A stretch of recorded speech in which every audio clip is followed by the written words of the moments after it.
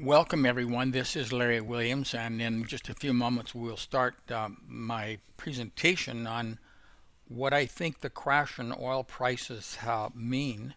And we have a few more people I see entering the room now, so we'll let a couple of those people come on in, and then we will start.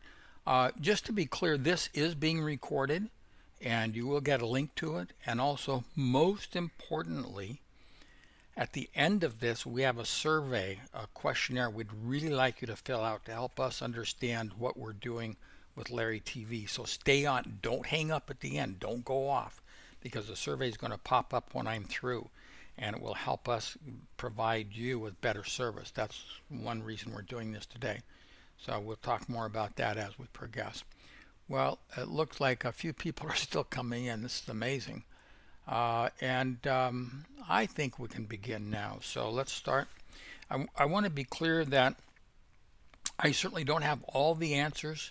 I don't know any more than you know about why oil crashed. Obviously, Saudi Arabia was a big player in it.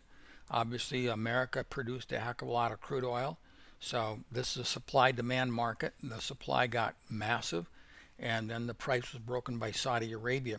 That doesn't really mean much to me. What I'm more interested in as a trader is how can I use the knowledge of what crude oil does to help me forecast crude oil itself and or other markets. So while I don't have great explanations of why this happened any better than anything else you read in the fake news out there, I think I can show you how we can profit and take advantage of the relationship of crude oil to gold prices, stock prices, and the bond prices. If you have questions as I go along, please feel free to type those questions in. I will try to answer them. I may be selective if there's some that I think are redundant, but let's start. First of all, A Crude Awakening. This is a movie, a 2006 documentary about the oil crash. What happens when we run out of cheap oil? Won all sorts of awards, the Tahoe Reno Film Festival, the Zurich Film Festival. Remember that? I remember when I ran for the United States Senate in Montana in 1978, the big issue is we will be all out of crude oil by 1985. And then it was by 1990, then it was by 2000, and then, well, the documentary wins all the awards because we're going to be out of cheap crude oil. But now, hey, buddy, want to buy an oil well? You give them away. Nobody wants an oil well now. I mean, my gosh, how things have changed here. And the overriding point that I have is that obviously there's a lot of energy around, and the Cassandra is saying we'll run out of it. Have been proven wrong again, actually, since 1978. So there's still energy out there. I'm going to talk a little bit, though, about the transition to away from hydrocarbons. If you do a lot of Google research or read about what the effect of crude oil has on the economy, there's a lot of interesting papers that have been written about this. And the interaction between the markets appears to be best summed up in this quotation that I found, that high crude oil prices adversely affect economic growth and hence push share prices down. That's the prevailing economic thought, and there's some truth to that, and not always. And I'm going to show you how we can use this to our advantage as traders. But when you think about it, it makes a lot of sense. High prices of anything are tough on the economy. So oil makes the world go around. The good news here, because of the crash, is lower prices are deflationary. That particularly intrigues me because the Fed has pumped a lot of money into the economy now. So that offsets the boost in money supply in terms of, are we going to enter a highly inflationary time period? With oil prices down, more consumer dollars will be there to buy other stuff. So what we're not spending on gasoline, we're going to be able to spend on other things, which should help the consumer economy. And Dimitri, you'll see the answers to your questions coming up shortly. I think people will travel more now too, especially with lower gas prices, and I assume we will see lower airplane prices because of the lower cost of doing business. So that would also influence motels, recreational facilities. So you want to be thinking about that as the economy opens back up again. People, I think, have a pent-up demand, and we will see more travel and all the stuff, fast food, etc., that part and parcel of that. The bad thing here is that the energy states are going to be in a world of hurt. Texas, North Dakota, Montana, energy states will lose jobs because of the oversupply of energy. Drillers and rigs will file for bankruptcy. Some already have, and that's going to hurt the banks that lent them the money, as well as the people that have been supporting the entire energy industry. And I think it may mean that we'll have less focus on developing renewable energy sources. If crude oil is really low, we have, I think, on our house 80 solar panels, and why have solar panels if crude oil is going to be so low? So it'll probably be a disincentive for bring on additional renewable energy sources. John, the webinar is starting. If you cannot hear my voice at any time, go out. Just make certain, would somebody raise their hand if you hear my voice, or type in that you can? You lost the sound. Anybody else can hear me? If somebody would type in if you can hear me, I would appreciate that very much. It's fine. Okay, great. Thank Dimitri. Okay, good. Yeah, so if you lose the sound, it's probably not at our end. So just log out and come back on in. Okay, great. Okay, well, let's start. Oil prices lead the 30-year bond market. What you're looking at in the red line is crude oil prices, and the black line is the bond market. And you notice that they move pretty much in sync with each other, not all the time, but pretty much. There's a lead time. Now this red line is actually pushed forward in the future, so it's not happening at the same time that you see the black line of bond prices. So you can see there was a big decline in crude oil, and then we saw a big decline in the bond market. You see that over here. And that doesn't always happen as a problem. There's no always in the market. But that same forecast for the bond market, you can see when we had a big decline in crude oil, shortly thereafter we have a nice rally in the market, in the bond market. Where we are right now, we've seen this, we're going back about a year. In other words, crude oil prices are pushed forward a year, which suggests that we should have a bond market rally about now. So let's take a little bit closer look at that, and blowing up the charts a little bit here. The red line is crude oil pushed forward about a year. In other words, what happens to the energy markets finally works itself into the economy and starts to affect bond prices about a year afterwards. A good question. I don't know how they'll know that, will they, Gail? I think they'll just keep coming in. So how long is the lead time? The lead time varies. First of all, there's no absolute fixed lead time. Here's the rub with all this stuff. For the bond market, at sometimes we have high inflation, and that may override, or use a kind of strange word here, trump oil prices. So you kind of have to watch what's going on in the economy, but generally speaking, we have about a year lead time. What happens in the crude oil market will start to affect interest rates. I mean, when you think about it, if crude oil prices are substantially higher, we're probably going to start to inflate, and that's going to have an impact on interest rates. The most current projection I've got, I'm showing here for you, is that the 30-year bond market, that's the black line, and the red line is crude oil prices. You saw the last big decline in crude oil prices, and then we started to rally in crude oil and bonds came up.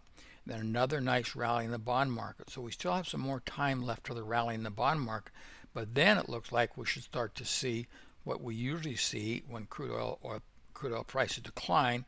Typically, we've started to see a pullback, if not a decline, in the bond market. That has been the operative thing going on in the marketplace.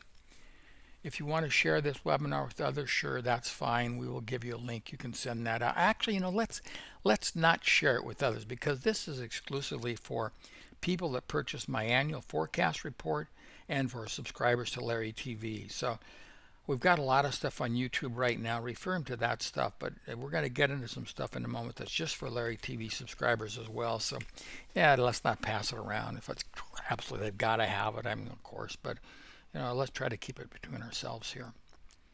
So a word, speaking about Larry TV, the survey we're going to launch at the end of this webinar, I'd like to hear more from you about what markets you want us to follow on Larry TV and how important is the transcription. The transcription takes Louise about 6 hours, maybe 7 hours every weekend to do.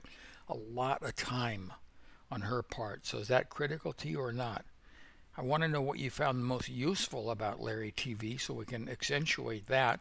And then what's not beneficial? Where am I spinning my wheels here for you guys and gals? Let me know that. And this survey will come up at the end. So at the end of the presentation, don't log out. You're going to answer just these 4 questions. I get a lot of questions about the cycle forecast. I'm going to be showing you the cycle forecast I do are done using timing solution software. The charts are not TradeStation charts. The lines on the timing solution charts are not my cycle forecast. I do have a cycle forecast indicator in TradeStation. It's kind of a one cycle fits all. The difference is in the timing solution software, it's just a labor of love. There's no rules to it. I can't teach it to you. A lot of people want me to teach it. I'm still learning it myself. These cycles come and go, and there's a lot of judgment work, and I'm just trying to make my best call. I probably spend, I don't know, 10, 15 hours a week on this stuff. You can get this timing solution software. It's great software. There's a little bit of a learning curve to it, or of course you can watch Larry TV. But my automatic cycle forecast in TradeStation or NinjaTrader, Bloomberg or eSignal is just a locked-in one cycle fits all. We also talk about monthly trading day of the months, and I want to explain that for the Larry TV subscribers. This is for gold. If you sell gold on the first trading day of May, that's the first trading day, the opening of the first trading day in May. In the last 18 years, that trade has been correct 72% of the time. Has made $18,000. We get a lot of emails about this, so let me explain it. The opening is the afternoon opening, first of all. We're going to exit on the first profitable opening after being in the trade at least one day. And we're going to use a $1,600 stop. Now, the way I use this, I look for clusters like, oh, there's a lot of green stuff here, so I want to be a seller around the first couple trading days of May or maybe the very last trading day of April. Typically, gold has gone down at that time. I definitely don't want to be a buyer late in May, do I? So I look at clusters. I'm much more interested in that than, oh, here's one day that pops out. So we get so many questions about this. It is a good short-term alert system that I know, okay, look at trading day 11 in gold is in a cluster time zone, maybe trading day 9. I definitely want to be looking for some trades there. But to be more careful, I want to take out the maximum winning trade. Look at this. Here's a maximum winning trade was $11,000. So actually, you take out the $11,000 maximum winning trade, you didn't make money here, did you? So I also look at that as well. Do I have tutorials on time? No, I don't have tutorials on timing solution. But Sergey, the owner, has all sorts of it. Margins have increased. Your trading day a month. Yes, the stops stay the same because what I'm protecting is the money in my account. I'm protecting my money in my account. I'm not trying to protect anything other than I don't want to risk too much money in my account. Andrew, you're not seeing anything, then log out and come back in. I don't know what else to ask that. So you should be here. Yeah, Len, we do use Word Dragon to transcribe the report, and there's still a lot of editing for Louise. Okay, so that's the trading day of the month concept. We show it every month for gold, bonds, and the S&Ps. It can be really helpful as a short-term trader to focus your attention, obviously in gold here. As we come into the end of April, the first couple trading days of May, I want to be taking sell signals in that market. So I look for clues for clusters of success, like I showed you. I drop out the largest winning trade, and I still look at the market when we get there. Go, okay, what's going on? Where are my important points in the market? Where's support? Where's resistance? That's what I'm looking for. Yeah, we tried Fiverr to do it, and Michael, and that took forever. It was too late by the time we didn't get it done, so we got it done faster, and thanks for that comment. So the open tomorrow, so the first trading day of the month in May, which is the sell signal that we just looked at, you would sell on the opening in the night session. But again, guys and gals, we've got to make it that because this computer only does it automatically. But use your cotton picking heads. Think about this a little bit. Maybe you want to do it sell at the prior day's low, or sell on some strength or projected high. The computer can't do that. All we're finding for you here is like, oh, here's seasonal sweet spots to take advantage of. You need to take advantage of that as a personal trader. Don't get so locked into that. I must do it just like the computer. No, use your heads a little bit. It is called the art of trading, everybody.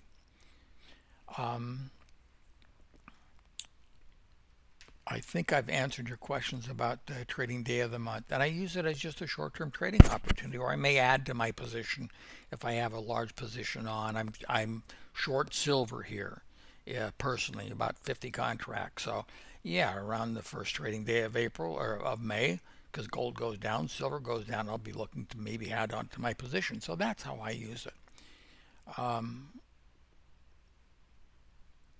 Number 3 is very important. Yeah, look at the market. This is the art of trading. Use this as a tool.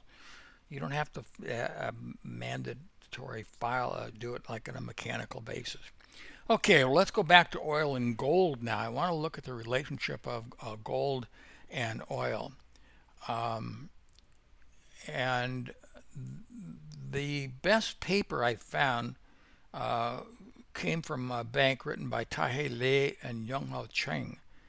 And the results from their Granger causality analysis, Granger is a good way to look at causality versus correlations, support their hypothesis on oil price gold relationship. Though through inflation in the long run, rising oil price generates higher inflation, which strengthens the demand for gold and hence pushes up gold price. So the basic economic truth here is that high energy prices are supportive of inflation, and gold rallies during inflation. That's the best time to buy gold in a highly inflationary environment. The generalized forecast error indicate that valuation in gold price, though, is better explained by the fluctuations of the dollar index compared to oil prices. And I think this is significant for gold traders. Well, we've looked at inflation. We know that crude oil affects inflation. Crude oil, I'm going to show you the relationship to gold in a moment. But even more importantly, based on their research, gold traders should probably look at the dollar index. I'm not in this report. That's not what this report is about. This report is about energy prices affecting these markets. But there's a tip. If you're looking at markets, you should probably look at the dollar index to help us understand what's going on in the gold market. What is meant by oil selling below zero? Well, what happened there, Greg, the reason oil went to zero, it was artificial. It cost money to deliver the oil to I think it was Houston as the delivery terminal. And it cost more to deliver it than the contract was worth. So for a few hours, there were no deliveries. That's really all that it means. Okay, their study said further, the impact of inflation on gold price change has the same sign as expected, indicating that a rise in inflation will increase the gold price immediately. So if you're really into gold, inflation is the driving force, not counting, of course, the commercial users, the buyers and sellers, the producers, the miners, and the computer chips and the jewelers that the actual marketplace is made for, the commercials, if you will. So those are two driving forces. That crude oil has an impact on gold because it's inflationary when it rallies. It's deflationary when it declines. So if higher gold prices push crude up, lower crude prices would be a negative for gold. Well, I love this song by Bob Dylan. The times are a-changin', and boy, they really have. But one thing has been consistent here. Well, you know, right now people give you an oil well, and a few years ago we thought we'd run out of oil. Crude oil still leads gold prices pretty well. Here's an example of it. The red is crude oil prices pushed 153 days forward. It's not a perfect match to gold, but damn good. So there is a relationship between gold. Now, is this correlation or causation? hard to answer that. All I know is as a trader, I can use this to help me get a sense of what's going on in the market. Now the questions come in, do you use OBV? Yeah, I use all the tools of the trade. Of course, I don't use just one indicator. I use what I'm showing you now to give me a sense of if the major move is coming, and then I'm going to focus on my shorter term directions. Can you tell us when a pullback in the stock market will come? I really don't know when a correction is going to come. My fundamental stuff is so overwhelmingly bullish right here. We may not get much of a correction. I really can't answer that. Sometimes I can answer that, sometimes I can't. But today, I can't tell you. I see that stocks are down today, but the advanced decline line is higher. Very positive stuff. This market's so bullish. It's just we may not get much of a pullback here. Are you short silver or gold because of silver? I'm short silver because it has been relatively weaker than gold. Absolutely right. So here's crude oil again. Look at the relationship. I mean, that's pretty doggone good. Oh, it missed the top by a little bit, but it gives you a pretty good visibility of what should happen to gold. Nice, huh? A lot of questions have come in. If crude oil leads gold, are we heading for a crash in gold? Well, we'll get to that in a moment. And some of these questions, you got to figure it out. You got to ask yourself those things, okay? But here's where we are now. Here's again, crude oil prices pushed 153 days forward. It's your judgment call. What do you think? Look at the charts you've shown. I've shown you this. I've shown you that. 153 days forward, 153 days forward. Well, as traders, we have to make up our minds, don't we? Tell Louise I don't read the transcript. She should spend time enjoying her topical. I'll tell her that, Red. That's great. Thanks, Rick. Does copper follow gold and silver? Well, it's not what this seminar is about, but sometimes it does and sometimes it doesn't. Copper has other driving forces to it. Okay, so we've had a pretty good idea of the relationship between crude oil and bond prices and crude oil and gold prices. Now, I've pushed crude oil prices to get a real close fit right now. It's 73 days in the future. So it's been a pretty good indicator of when we should rally and decline and bounce around. And so I think it's something that you can use. Now, how can you do this in your own? Just simply put one market on your chart and put a moving average of it and extend the moving average, a 2-day moving average, X days in the future until you get a fit. That's how you can do it on your own. Do you think technical analysis on its own is a waste of time? Nothing's a waste of time. I think there is a lot of value in technical analysis and fundamental analysis. It just depends on what tools of the trade you're using. Some of them are a bunch of junk, some of them are gibberish, or I can't make them work for me. I'm just not smart enough to make them work. So some people are smarter than I. A lot of people are. A lot of things I can't make work. Will you explain Wilgo, which is the end of the transcript? Wilgo is a relationship between bonds and stock yields. I developed it in 1970, and it does a pretty darn good job of forecasting what stocks will do, turning points in stocks 5 weeks in advance. Currently, it's saying we should have a big rally. So it's just a leading indicator suggesting what stock prices should do based on the bond market. Okay. And Edward likes the transcript. Okay, thank you. There are a couple of island gaps when the market jumped early in the correlation. Do you think? Well, yeah, there's gaps and there's mismatches because this is imperfect. There's no perfection in this business, and there's no perfect relationship between crude oil and anything. It's a general idea that gives us insight other people don't have.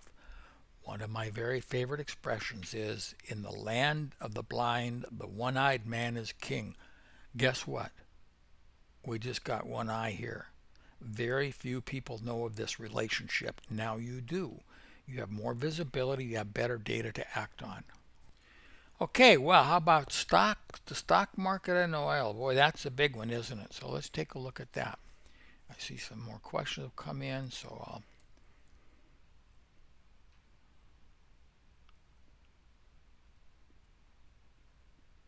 question has come in. I've lived through the gold and oil crashes in 1990 and can attest to your observations. In this environment, when the government is throwing $9 trillion into paper assets, Would that abort a gold crash and destroy the relationship of oil leading down gold at this juncture? Um, I don't think we're going to inflate. Um, Big fear, of course, with all this money coming in, we will inflate. 30 years ago, I would have been on the theory we would inflate, but as I understand economics now, I don't think we will inflate, and if we do, we're going to see it in a lot of stuff, and we'll find out if I'm wrong. So I'd rather let the markets tell me as me make a guess. Remember when the last time we did this, 2009, great fear of inflation. Well, we had no inflation at all when Helicopter Ben dropped all those trillions of dollars into the economy. We didn't inflate. Van Hoisington, who for my money is the best economist I've ever read, he and Dr. Lacey Hunt were very clear back then. We will not inflate, and we didn't. And I think I learned a lot from their explanation. This webinar will not be posted. I don't know where Louise will post it. I don't know. So I can't answer that question, but you will get a link and a replay of the webinar. Okay, a couple more questions have come in. Did you just mention that you can put a... Well, if you don't know how to extend these charts forward, like... go back to my charts. This red line is just gold, crude oil pushed 75 days in the future. On your chart, sometimes it won't let you push the price of the commodity in the future, but you could run a 2-day moving average, and it'll allow you to push that X days in the future. So you could use that as a substitute for price. That's how you can do it yourself. And Mary Ellen Reese, who knows more about the markets than I probably do, says we don't inflate because the Fed just replaces the dollars. They and the banks periodically evaporate. How do you produce a monthly trading day of the month strategy? It's in Timing Solutions. We've had our programmers program that for us, and so I run it there every month. Okay, let's go and find out. Stocks and oil, right? Crude oil leads stocks, but look at this. This is a really tight fit. They almost move hand in glove on the very short term. I'm going to show you something else in a moment, but look at this. Crude oil is in red, stocks are in black. They both go down, they both come up, they both go down, they both come up at the same time. On a short-term basis, they're pretty much the same, aren't they? Look at that. That's 2009, 2010, 2011, 2015, 2017, 2018. Look at that. They're really highly correlated.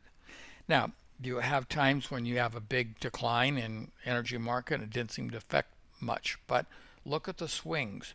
Lows, highs, lows, highs, lows, highs, lows, highs. We should really start to take off, and in fact we do. This is a pretty good indicator on a short-term, very short-term basis. If crude oil starts to rally, expect stocks to rally. A couple more questions have come in. Mary Ellen, you do know a lot. Would you say crude is a leading indicator for stocks? Well, yes, we have more to share. Let me share some more stuff with you to answer that question.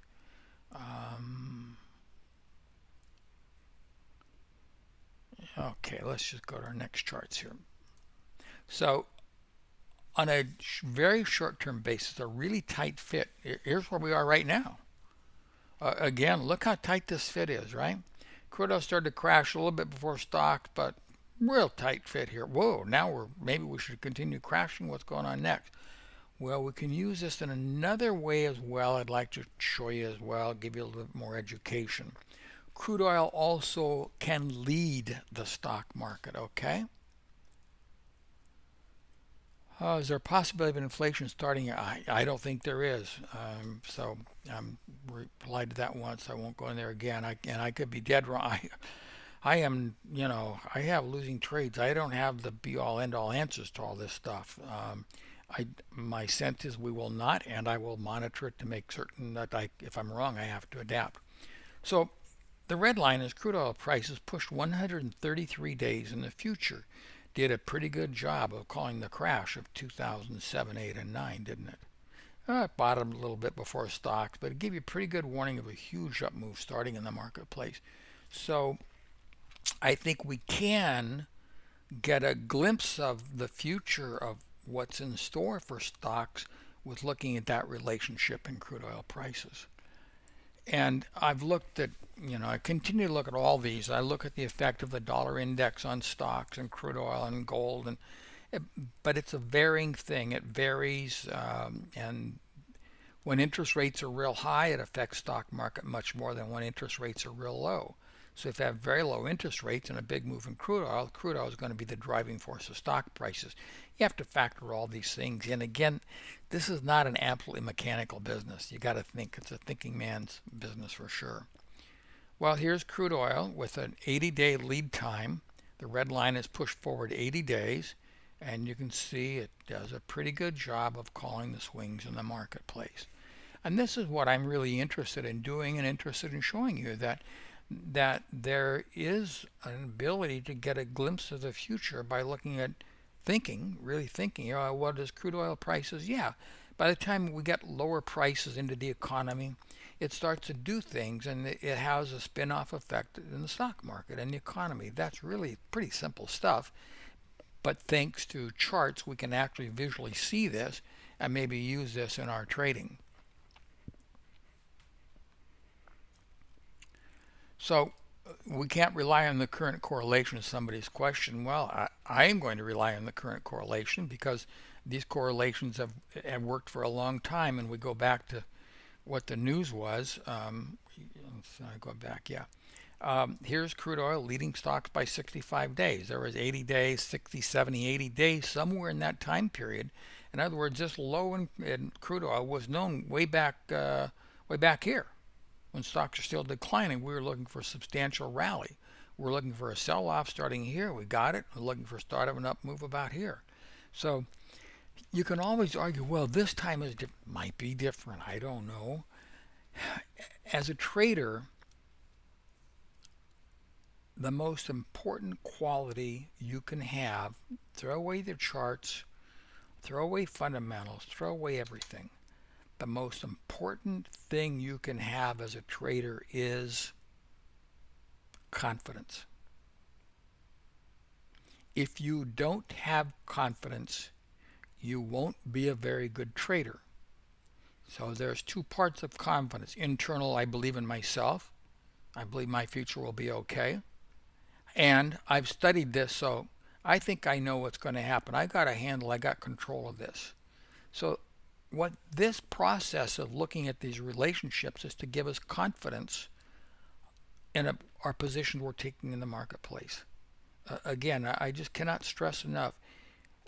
And I've had periods of great confidence in myself in the markets and had phenomenal runs. And I've had other time periods when I have had no confidence in Larry Williams and I'm the walking dead. And I've seen that in other traders. So to be confident allows you to take a position, to hold a position, to do what you should do. So I just cannot tell you how important confidence is. And that's why we have these indicators. Not to necessarily predict the market, but to give us confidence in having our positions in the marketplace. Okay, can you explain what is meant by leading? Yeah, I referenced the names of the economists in the papers. You can watch that in the replay.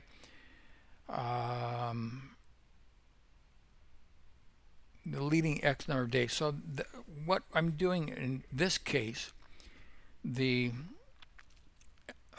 go the other way. Well, we'll go back a chart. So the red line is crude oil prices, and I just shifted crude oil prices 65 days in the future. So this low in crude oil actually took place 65 days ago back here. So it's just a general idea of by 65 days from now, whatever's happening in crude oil starts to impact the stock market. I hope that's clear.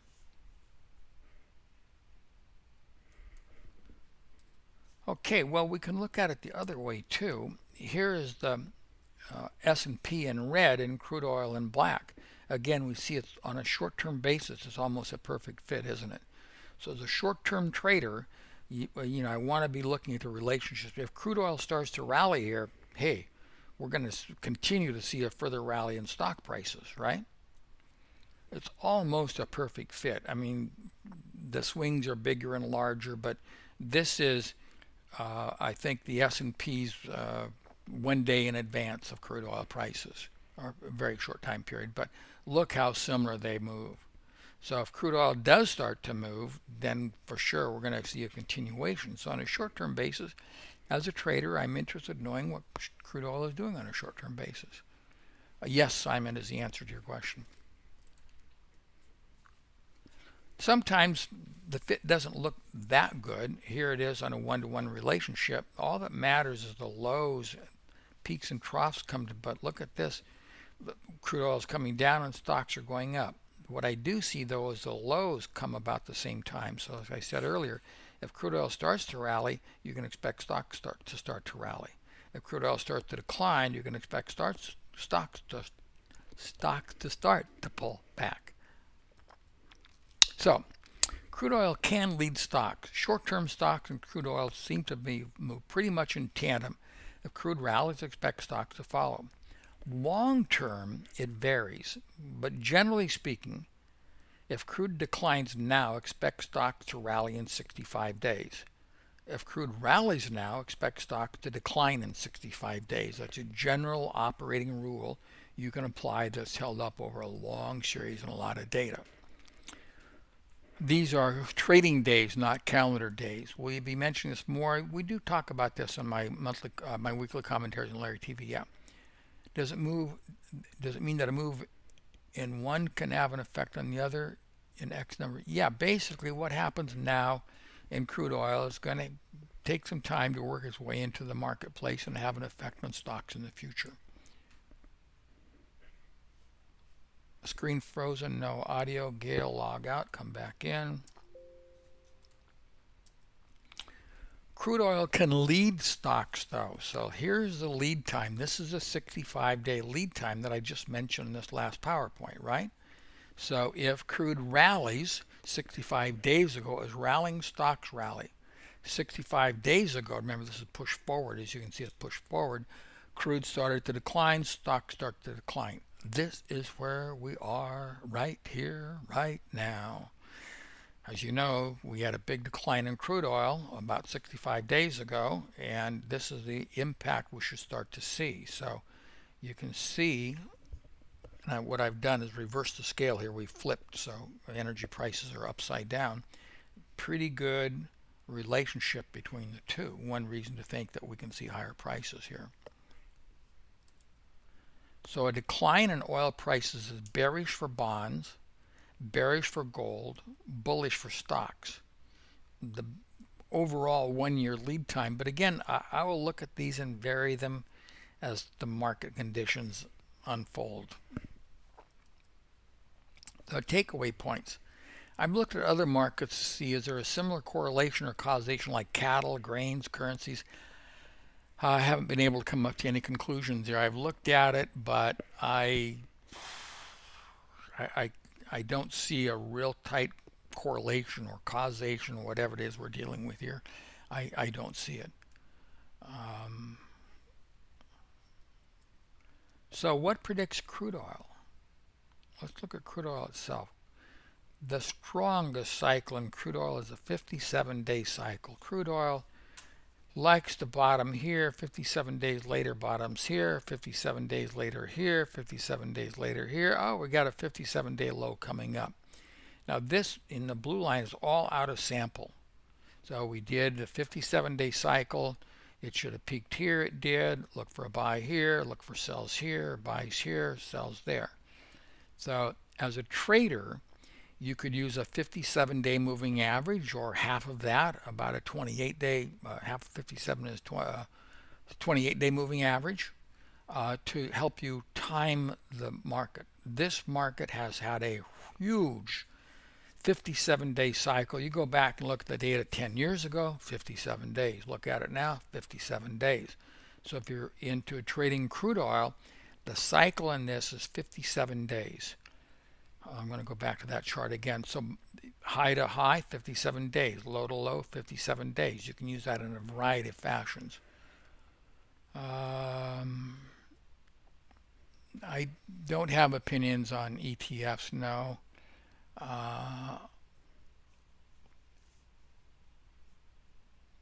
Spencer, there are two things going on here. I just showed that crude oil itself has tops and bottoms about 57 days. That's the dominant cycle looking at just crude oil. That's it. Crude oil has an effect on stock prices, as I showed earlier. If we want to keep an eye on inflation and monitor our trading assumptions, where are you advised to look to measure inflation? Federal Reserve, some economists that write reports about it. Oh, I know. Follow Larry TV. We'll have it there, because I do all that stuff. That's why you guys pay a whopping $30 a month. So I do all the reading and going through all those reports. You don't have to do that. How do you find out it's 57 days? I'm using a timing solution software, or just measure. You'll see low to low to low to low counts in crude oil is almost always 57, 60 days, somewhere in that time period. Okay, let's continue. Oil, well, oil not so well, right? That's what we've changed into now. That's where we are. I got a kick out of that little cartoon. Here's out of sample that 57-day cycle from 2018. This was done in 2018. And again, you can see the peaks and the troughs come pretty reliably. I mean, obviously it comes in and out, but 57, 60-day cycle has been a real strong cycle in this market. So you just learned something about crude oil you didn't know. This is the time cycle this market's in for whatever reason, and you can certainly use that in your trading in crude oil.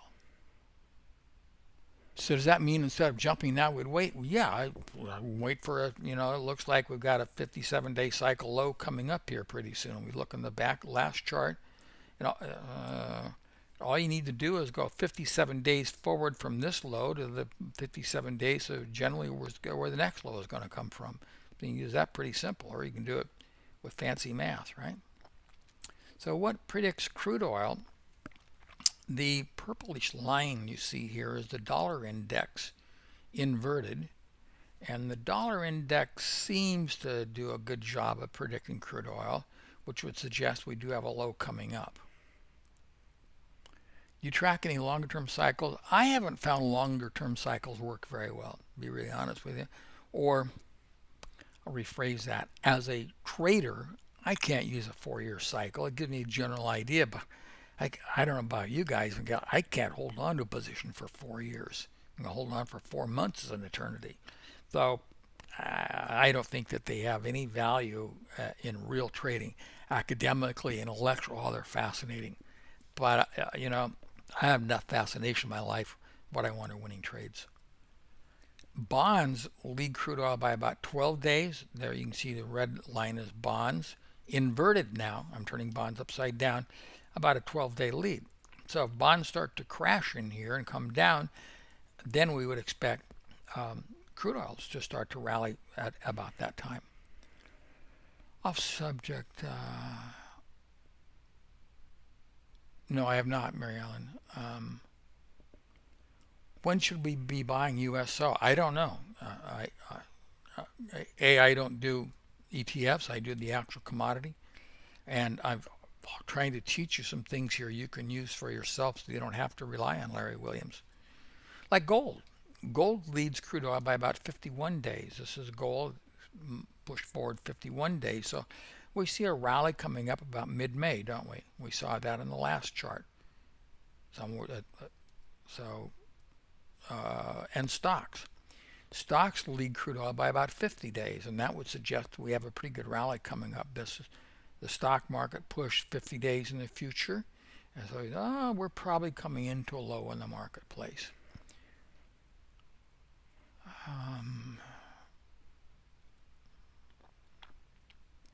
When cycles break trends in markets, I'll tell you how I use cycles. Again, I'm not answering all these questions because there's so many have come in here. I'm trying to just answer ones that I think are the most importantly. To me, where cycles help the most, generally, we're in the area of a buy signal. Okay, yeah, a lot of stuff tells me that. But do I expect a big rally here or a little rally here? Is this a short-term trade, or does cycles say we've got some legs to the trade? I think that's where cycles are the most important. If the cycle says, yeah, we should have a 30, 40-day move here, yeah, I'm going to take on a position in that marketplace. I don't know the magnitude from the cycle, but the time tells me that I've got some legs to the trade. I think that's where they're the most helpful, quite frankly. Okay. Oh, well, what else? The commitment to trade report predicts oil really well. And a lot of interesting stuff is happening here. So listen up, have a sip of coffee, pay attention. The blue line is the large traders. When the large traders, that's the funds, have a large position, look what happens to crude oil. Large position, crude oil. Large position, crude oil. Large position, down. Large, heavy, long position, down. Right now, they have one of the largest net long positions they've ever had. So this market still has some time to work out, especially if we look at the commercials. When the commercials get up to this green line, the market rallies. They get close to it. That's the area market rallies. And they're not there yet. So do I want to take a long-term position in crude oil? No. I would, my 57-day cycles are still in the future. The correlation studies of gold and stocks say it's still a little bit in the future. The commercials are not heavy buyers yet. I'm undervalued in the market. I like that. But I haven't seen any commercial buying. So I don't want to rush into this market right now. I'd like to see the fundamental setup here, and we're just not getting it. So the commitment trade report has been really helpful in this market. Oh my gosh, look at all these questions. Why use price highs and lows for the cycle? Well, you could use peak to peak, but it's easier to see lows to lows, measuring cycles. What number is the red line? You mean the green? This red line is a commercial's net position. Notice they've been getting out of the market. Notice that they were selling this rally. They were selling this rally. Usually they buy declines. They didn't. They sold the decline. So until I see a turn up in the commercials, the people that are really involved in this market, I'm not looking for any long-term trade in this market. What level is the green line? I don't know. Put it in your chart. It's just if the commercials get back above these old highs they've made, that's going to tell us they're aggressively bullish. There's no magic numbers here. But if the commercials start to buy more than they were buying these last peaks, yeah, that's bullish.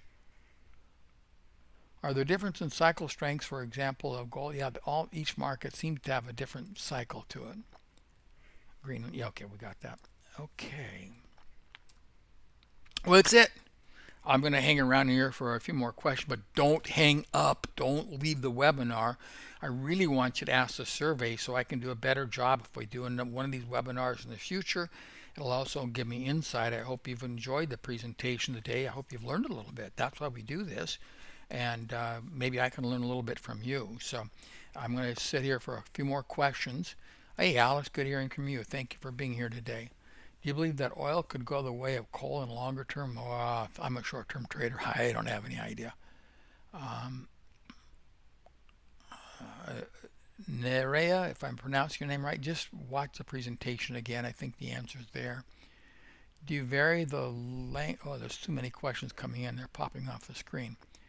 What do you mean when you say the dollar index or oil is inverted? In other words, we're looking at the relationship, an inverse relationship. I just flipped the dollar index. So instead of having the dollar index rally, I look at what happens when the dollar index declines. What effect does that have on the market? Well, the webinar, yes, the webinar is being recorded. You will get a link to it. Sugar relationship, I don't know about sugar, but we're going to feature sugar on Larry TV this weekend. Oh, thank you, Gail, very much. Well, thank you guys. An awful lot of nice comments coming in here. Are you planning a live workshop meeting on futures? Oh, hi, Aaron. Thank you. Hope you're not staying up too late in Singapore tonight. How much percentage expect you? I think the stock market's going to see new highs probably this year. There will be a pullback coming up. We'll try to monitor that on Larry TV. Are you planning a live workshop? No, I don't have anything live planned right now that other than for some students we're in flow with. Have you ever seen a recession stock? No, let me talk about that. This is really interesting. We're clearly in a recession now. It started 2 months ago. We're clearly out of the recession though. This is this is my point. Yeah, all the economic news is horrible right now, but we got a panic buy signal. You guys and gals got that, what, 3 weeks ago, right at the market low. The forecast buyers got it. I think we showed on Larry TV. My stock course buyers got it. So what I know about the markets is the market bottomed before the recession is over. The fact we got a panic buy signal tells me the recession will be over. Now, it won't be acknowledged for a while, but the panic buy signal has preceded the end of all recessions. So I think we're not out of the recession in terms of the economic data, but we're soon coming out of the recession because we got a panic buy signal, and the panic buy signals have come prior to the recession being over. So yeah, we'll work out of the recession, but look at the stock market. Why is it doing what it's doing? Because we have the panic buy signal, and we'll open things up again, and life's going to get back to normal. Not quite as normal as it was, but there'll be more insights, more new opportunities for people. So the recession, yeah, we're in it, but it's winding down. We're about getting over it. Okay, we're going to wind it up. Can you tell me something about the short time in the S&P? Yeah, hold on to it if you're long. Um, yeah, the market clearly believed the panic buy signal. A lot of people on YouTube didn't. Oh, thank you very much for being here today, everybody. We really appreciate you staying with us over all these years and being such strong supporters. That's really nice. We're in some families the third generation, and it's just such a pleasure and such an honor. I thank all of you very much for showing up today, and please answer the survey. So until next time, this is Larry Williams wishing you good luck and good trading.